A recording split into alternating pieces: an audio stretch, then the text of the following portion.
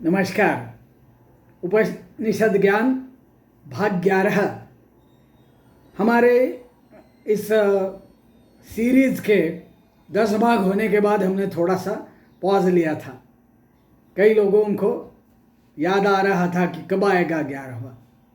उपनिषद के विषय में बहुत से लोग बहुत कुछ बताते हैं, वीडियो निकालते हैं, लेकिन हमारे इस वीडियोज़ और ब्लॉग पोस्ट की खासियत ये है कि ये हमने कोई बड़ा आध्यात्मिक ज्ञान देने के लिए निकाला ही नहीं है।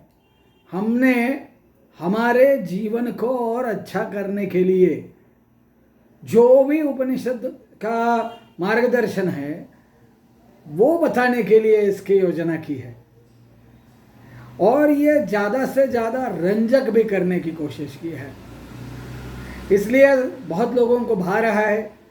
डॉक्टर पल्लवी जोशी का मैं विशेष आभार करूंगा, क्योंकि जो 10 भाग हुए उसके हमने आह्वान किया था कि आप इसका कोई एब्स्ट्रैक्ट आज तक जो भी हुआ है वो लिख के भेजो। तो मैडम ने लिख के भेजा और इतना अच्छा लिखा, उनका बहुत धन्यवाद, आभार है। बहुत लोगों ने उसको पढ़ के वो भी खुश हो गए कि अरे पल्लवी जी कितना अच्छा बोल गई, और सबको वो भी भा गया। और कुछ लोग अभी राह देख रहे थे, बहुत अच्छी तरह से राह देख रहे थे। तो लेकिन थोड़ा कभी कभी छोटा रिसेस होना चाहिए ना, इसलिए वो छुट्टी ली थी। मैं तो वापस आने के लिए इच्छुक था। भला ये ज़्यादा लोग देखते या नहीं मुझे पता नहीं, इसे पैसे मिलने का तो कोई सवाल ही नहीं पड़ता, लेकिन फिर भी एक याद आ रही थी कि अरे चलो अभी कब निकालेंगे अगला वाला। तो हम ईशावास्य उपनिषद देख रहे हैं। 8 श्लोक हो गए थे, अब 9वां श्लोक में जा रहे हैं। जो हमारे उपनिषदों ने जो लाइफ का बैलेंस बताया है ना, वो भी आप इधर देखेंगे। अब जो 1-2 श्लोक है उस हिसाब से बहुत इम्पोर्टेंट है।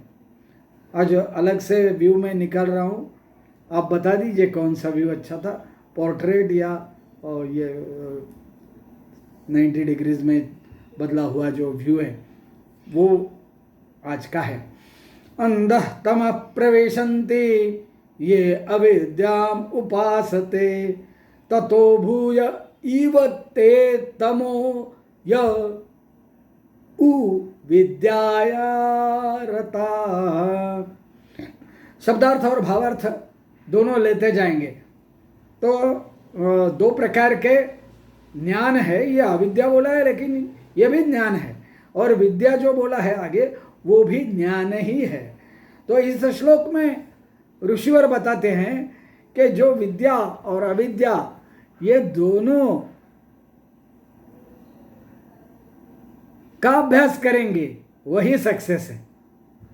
मैंने तो सार बता दिया, लेकिन आहिस्ता आहिस्ता जाएंगे। जो अविद्या अर्थात भौतिकवाद की उपासना स्टडी जीवन में लाना करते हैं, वो घन अंधकार में पहुंच जाते हैं। और जो विद्या अर्थात अध्यात्मवाद में रत रहने लगते हैं, भौतिक जग की परवाह ही नहीं करते, वे उससे भी गहरे अंधकार में जा पहुंचते हैं। हमको क्या लगता है कि अध्यात्म क्या बताते हैं? अध्यात्म बताते हैं सब छोड़ छाड़ के जाओ, वन में रह जाओ, डिज़ायरलेस हो जाओ। ये सब हम ज़्यादातर याद करते हैं। जो भी अध्यात्म का बताया हुआ है आज तक हमें, उसका सार यही बनता है। क्योंकि मैंने बताया कि पहले काल में अलग था, बहुत पुराने काल में, वात्स्यायन के काल में, जब भौतिकता के भी एडवोकेट्स और आध्यात्मिकता एडवोकेट्स दोनों सामने सामने आके बैठते, बात करते थे, एक दूसरे से विचार लेते थे। शायद उनके जीवन में वो बैलेंस होता रहता होगा। तो काम वासना के लिए वात्स्यायन में ज़्यादा बताया, लेकिन हम उसको डिज़ायर लेंगे तो पूरा भौतिक विज्ञान आया। तो हमारे यहाँ भौतिक विज्ञान का अतिरेक अयोग्य बताया है इस श्लोक में भी, पहले हाफ में, और आध्यात्मिक जीवन का भी अतिरेक और भी ज़्यादा गलत बताया। मैंने पेशेंट्स देखे हैं जिनका ठीक ठीक मालूमात किए बिना केवल अध्यात्म के पीछे पड़ना। मैं अभी फेसबुक पे कोई ग्रुप देखता हूँ जो ब्रह्मचर्य ही जीवन इस नाम से ही बनाए हैं, और उनको कुछ बताया ये इस प्रकार का तो चिड़चिड़ा जाते हैं। ब्रह्मचर्य मतलब ब्रह्मा के पास रहना, इस अर्थ से वो नहीं लेते। ब्रह्मचर्य में सिर्फ वो एब्स्टिनेशन लेते हैं, वीर्यपात नहीं होना चाहिए, इसके पीछे पड़े रहते हैं। मैंने इतना दिन किया, उतने दिन किया, इतना अननेचुरल हो जाता है। अरे जैसे जैसे आप ब्रह्मा से संबद्ध हो जाओगे वैसे वैसे अपने आप बाकी के चीज़ों से ध्यान कम होता जाएगा, पूरा निकल नहीं जाएगा। यह मैं उनको बताया तो मेरे ऊपर क्या बूढ़ा बक रहा है, अभी इसके पर नहीं निकले, ये उम्र है क्या इसकी, अभी तो सब सफ़ेद हो गया है, कुछ भी बोलते, क्योंकि वो ठीक से जानते नहीं, उन्होंने उपनिषद तो शायद पढ़ा ही नहीं है। केवल भौतिकता में रत मत रहो और केवल आध्यात्मिकता में भी मत रहो, रत मत रहो, क्योंकि विनाश हो जाता है। केवल भौतिकता में वाले कैसे होते, और चाहिए और चाहिए और चाहिए में ख़त्म हो जाते हैं, उनकी कोई लाइफ ही नहीं रहती है। एक उनका कोई विचार सोच भी दूसरी नहीं रहती। रात में सोते वक्त भी उनको वही पैसे के विचार आएंगे। मैं सुबह टहलने के लिए जाता हूँ, वॉकिंग के लिए, तो कुछ दोस्त लोग आपस में चलते चलते बातें करते रहते हैं, सब टका की बातें चलती है, और उनके जीवन में बाकी कुछ नहीं होने के कारण इम्बैलेंस हो जाता है, केवल भौतिकता में रहते हैं। और जो सेक्स, खाना पीना और पैसा इनके बहुत ज़्यादा पीछे पड़ते हैं, उनका विनाश तो आप देख ही रहे हो, वो भी एविडेंट है, सभी जगह देखा जाता है। तो इसलिए आपका नाश होता है। और आध्यात्मिकता से कैसे होते हैं वो मैंने थोड़ा सा शुरू में बताया था। तो दूसरा, जानकार लोग ये बताते हैं कि आध्यात्मिकता को अच्छे से समझ लेना चाहिए। खाली दिन रात वही करते रहो, बाकी लोगों से संवाद नष्ट हो गया। यम नियम आसन का तो आपको मालूम ही नहीं है, केवल मालाएं जपते रहोगे दिन रात, क्या फायदा है। यम नियम आसन प्राणायाम प्रत्याहार ध्यान धारणा समाधि, ये अष्टांग है ना, तो एक एक अंग को उसमें भी हमने बताया है कि अपने जो भी भूमिका है, जो भी हमारे हार्मोन्स है, उनका स्टडी भी होना चाहिए। ऐसे नहीं कि चलो कैसे भी करेंगे, ब्रह्मचर्य का अतिरेक होगा या अपरिग्रह का होगा, वो कैसे तकलीफ देता है वो मैंने इसके पहले भी बताया है।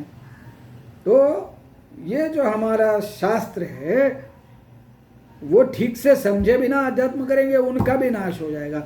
दिन रात उसी में रहेंगे, उनका भी नाश होगा।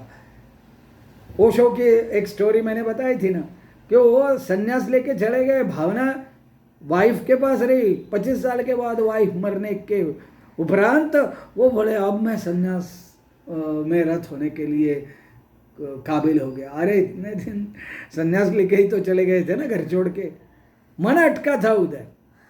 तो ये भगवान कृष्ण ने भी बोला है कि जो भी है, एक बोला था वो मैंने, मुझे इतना रास नहीं आया, मैंने बता दिया, लेकिन दूसरा बोला है कर्म करो, ऐसे बैठे रहोगे तो भी वो निष्कर्म नहीं होगा, निष्काम योग नहीं होगा, ये बताया था ना। तो कर्म करना है ना, तो कर्म करना है तो शरीर के लिए शरीर के कर्म करना जरूरी है। इसलिए जो भी अध्यात्म मार्ग में आगे चल पड़ा है उसने भी बैलेंस करना चाहिए। तो स्टडीज़ में क्या क्या करना चाहिए, उसने भौतिक का भी स्टडी करना चाहिए। हम अलग अलग है, इंजीनियरिंग है, मेडिकल है, ये सबका स्टडी होना चाहिए, गहराई से उनका भी अभ्यास होना चाहिए। नहीं हुआ तो हम पीछे रह जाएंगे। अध्यात्म भी ठीक से नहीं होता, लोक संख्या तो बढ़ती जाएगी, कैसे फिट करोगे इतने लोगों के लिए। तो एग्रीकल्चर भी एक भौतिक विज्ञान ही है ना, वो भी समझ के प्रोग्रेस करना चाहिए। पाश्चात्यों ने किया, हमने नहीं किया, कारण तो और भी होंगे। अलग अलग कारण होंगे, उनमें आज नहीं जाएंगे, आप पूछो तो उसमें भी जाएंगे बाद में। तो कोई भी अतिरेक नहीं होना, यही हमारा उपनिषदों का मार्गदर्शन है, ये इम्पोर्टेंट है। आज के लिए बस इतना ही।